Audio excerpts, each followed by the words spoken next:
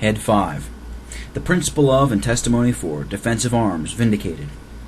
This truth is of that sort that can hardly be illustrated by demonstration, not for the darkness thereof, but for its self-evidence and clearness, being scarcely capable of any further elucidation than what is offered to the rational understanding by its simple proposition. As first principles can hardly be proven because they need no probation, and cannot be made clearer than they are, and such as cannot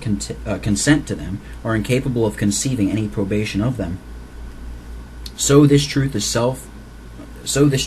self-preservation, being lawful, because it is congenit with and eradicated in every nature that hath a self which it can preserve, can scarcely be more illustrated than it may do so, than that it can do so.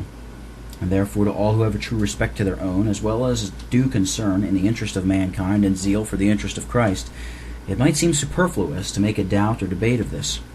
were it not that a generation of men is now prevailing that are as great monsters in nature as they are malignant in religion, and as great perverters of the law of nature as they are subverters of municipal laws and everters of the laws of God, who for owning this principle as well as using the practice of defensive resistance for self-preservation against tyrannical violence have set up such monuments of rage and cruelty in the murder of many innocent people as was never read nor heard of before. It hath been indeed the practice of all nations in the world, and the greatest of men have maintained this principle in all ages. But the bare asserting the principle, when extorted by severe inquisitions, was never a cause of taking the lives of any, before this was imposed on the poor sufferers in Scotland, to give their judgment whether or not such appearances for defense, as the tyranny of rulers had forced people to, were rebellion and a sin against God, which they could not in conscience assert, and therefore, though many that have suffered upon this head have been as free of the practice of such resistance as any, yet because they would not condemn the principle, they have been criminally processed, arraigned, and condemned to death. And against this truth they have been observed to have a special kind of indignation, either because the light of it, which cannot be hid, hath some heat with it to scorch them, or because they fear the impression of this in the hearts of people more than others, knowing that they deserve the practical expression of it by the hands of all. But the reason they give why they are so offended as it is,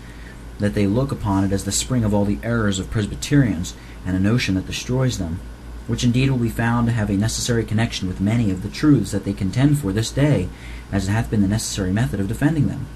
What practices of this kind hath been, and what were the occasions inducing, or rather enforcing, to these defensive resistances, here to be vindicated as to the principle of them, is manifested in the historical representation, showing that after the whole body of the land was engaged under the bond of a solemn covenant,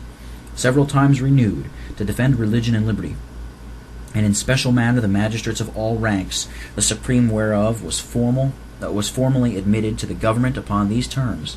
he with his associates conspiring with the nobles to involve the whole land in perjury and apostasy, overturned the whole covenanted work of reformation, and thereby not only encroached upon the interest of Christ and the Church's privileges, but subverted the fundamental constitution of the kingdom's government, and pressed all to a submission unto, and a compliance with, that tyranny and apostasy erected upon the ruins thereof. Yet the godly and faithful in the land, sensible of the indispensable obligation of these covenants, resolved to adhere thereunto, and suffered long patiently for adherence unto the same, until, being quite wearied by a continued tract of tyrannical oppressions, arbitrarily enacted by wicked laws, and illegally executed against our own laws, and cruelly prosecuted, even without all color of law, in many unheard of barbarities, when there could be no access for or success in complaining, or getting redress by law, all petitions and remonstrances of grievances being declared seditious and treasonable, and interdicted as such, they were forced to betake themselves to this last remedy of defensive resistance, intending only the preservation of their lives, religion, and liberties, which many times had been blessed with success, and therefore zealously contended for, as an inadmissible privilege, by all well affected to the cause of Christ and interest of their country, because they found it always countenanced of the Lord, until the cause was betrayed by the treachery and abandoned by the cowardice of such as were more loyal for the king's interests than the zealous for Christ's and the country's, for which the Lord in his holy jealousy discountenanced many repeated endeavors in this nature, cutting us off and putting us to shame, and would not go forth with our armies. But because the duty is not to be measured by, and hath a more fixed rule to be founded upon than providence, therefore the godly did not only maintain the principle in their confession, and testimony, but prosecute the practice in carrying arms and making use of them in the defense of the gospel and of themselves at field meetings, which were always successfully prosperous by the power and presence of God. This question is sufficiently discussed by our famous and learned, invincible patrons and champions for this excellent privilege of mankind, the unanswerable authors of Lex Rex, the Apologetical Relation, Naphtali, and Jus Populi Vindicatum. But because it is easy to add to what is found, I shall subjoin my might, and their arguments being various and voluminously prosecute and scattered at large through their books, I shall endeavor to collect a compend of them in some order. The two first speak of a defensive war, managed in a parliamentary war, and the two last of resistance against the abuse of a lawful power, when there is no access to maintain religion and liberty any other way, which does not come up so close to our case, nor is an antithesis to the assertions of our adversaries, who say that it is no ways lawful in any case, or upon any pretense whatsoever, to resist the sovereign power of a nation, in whomsoever it be resident, or which way soever it be erected. I shall consider it more complexly and extensively, and plead both for the resistance against the abuse of a lawful power, and against the use and usurpation of a tyrannical power, and infer not only the lawfulness of resisting kings when they abuse their power, as is demonstrated unanswerably by these authors, but the expediency and necessity of the duty of resisting this tyrannical power whensoever we are in a capacity, if we would not be found treacherous covenant breakers and betrayers of the interest of God and the liberties of the nation and of our brethren, together with the posterity, into the hands of this popish and implacable enemy, and so bring on us the curse of Meroz and the curse of our brethren's blood, crying for vengeance on the heads of the shedders thereof, and upon all who, being in case, came not to their rescue, and in the curse of posterity, for not transmitting that reformation and liberty, whereof we were by the valor of our forefathers put and left in possession. I shall not therefore restrict myself to the state of the question as propounded ordinarily, to wit,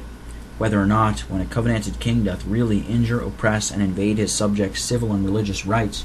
or unavoidably threatens to deprive their dearest and nearest liberties, and sends out his emissaries with armed violence against them, and when all redress to be had, or hope by any address or petition, is rendered void or inaccessible, yea, addressing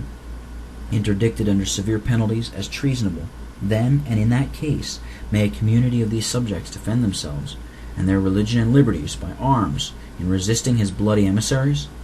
But to bring it home to our present case, and answer the lackness of the adversary's position, of the uncontrollableness of every one that wears a crown, I shall state it thus: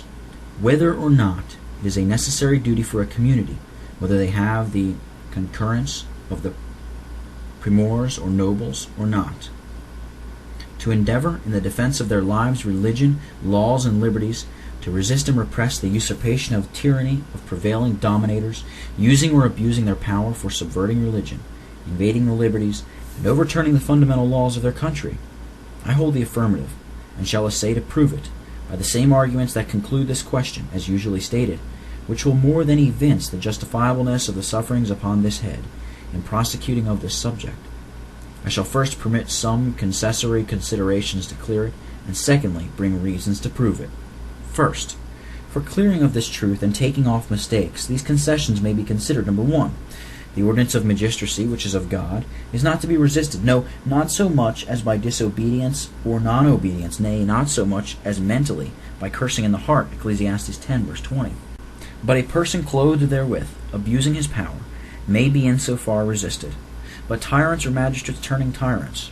are not God's ordinance, and there is no hazard of damnation for refusing to obey their unjust commands, but rather the hazard of that is in walking willingly after the commandments, when the statutes of Omri are kept. So that what is objected from Ecclesiastes 8, verses 2 through 4, quote, I counsel thee to keep the king's commandment, unquote, etc., is answered on head 2, and is to be understood only of the lawful commands of lawful kings.